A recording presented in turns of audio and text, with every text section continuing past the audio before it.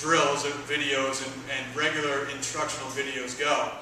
We're actually going to be showing you how to throw the discus right from the back of the circle first through the release of the discus. A lot of videos will start backwards. They'll teach you the power position, then they'll teach you the middle of the circle, and then they'll teach you the back of the circle, and expect you to kind of turn things around in your brain and work backwards.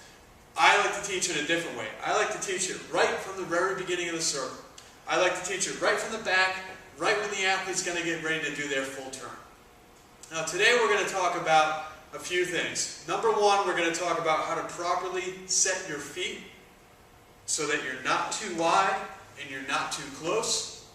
We're going to show you how to properly wind up with the discus so that you're not doing this for 10 minutes every time you get in the circle. And we're going to show you how to, when winding up, how you know you're far enough back and what advantage that gives to the thrower. The first one's real easy. How far apart do we put our feet? And the answer is simple. The way you want to set your feet, I like to have my athletes jump as high as they can 5 times in a row.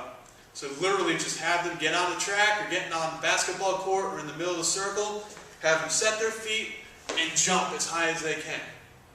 Have them set their feet and jump as high as they can. Do that 5 times.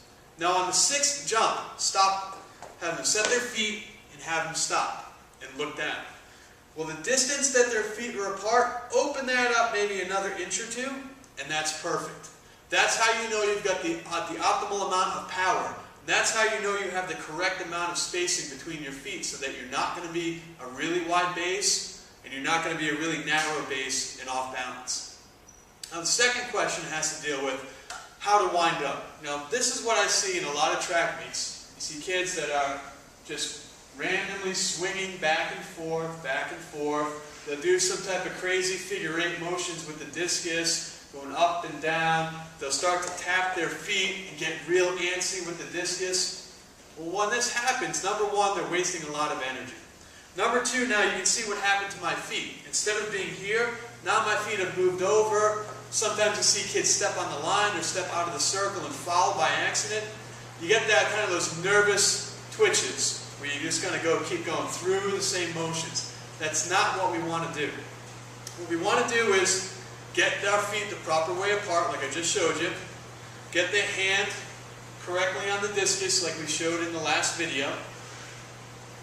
Maybe once or twice on the side. Pull in front, nice and level, so it's not too low, it's not too high. Nice and level, about chest height, and open up. Now, I'm going to grab around the disc just so I can properly hold it. But you're going to pull around, keep the knees nice and straight, pointing forward, and let this shoulder, the non-throwing shoulder, come right in between the legs. At this point, this is how you know that you're all the way back, that you're fully wound up. A great drill that you can do is to take a javelin, or to take a broomstick or a mop handle, piece of pipe or a broken crossbar, whatever you have, and you want to be able to put the crossbar right in between the feet and on the opposite side of the shoulder. That's how you know that you're all the way back.